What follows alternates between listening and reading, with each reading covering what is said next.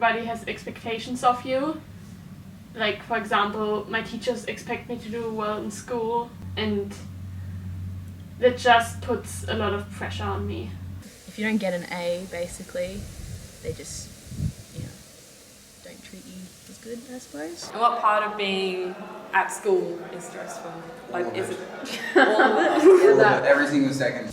Even though Mum says, like, oh, no pressure, blah, blah, I feel like if I don't get, like, an A in everything, I fail. There's only the kids or doctors and lawyers and things like that bothered to go on to year 11 and 12. I never found any pressure, but that was probably more because no one put the pressure on me. Because my parents did so well in school, they expect me to do very well in school as well. And I don't know, it's just very hard for me because I'm not that kind of person who's good at everything.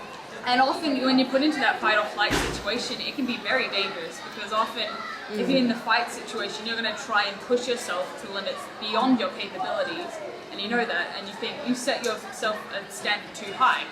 But if you're in a flight situation, you're gonna whack out. You're not gonna actually, you're gonna fall behind so much so that you can't catch up again, which is often what you see some people do when they become more absent from school, when people just don't turn up to classes anymore. Like, even if I study a lot, I don't get straight A's. Like, I can try as hard as I want.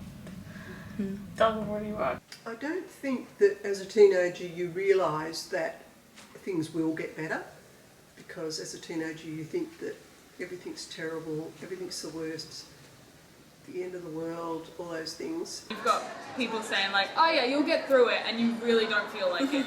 Even though you kind of know in the back of your head that they're right. You certainly get your nose out of joint a lot quicker than you would as an older person. It's all about you as a teenager, very, very egocentric, and that's just the way it is. When you're actually in the thick of it, it's hard. It really is.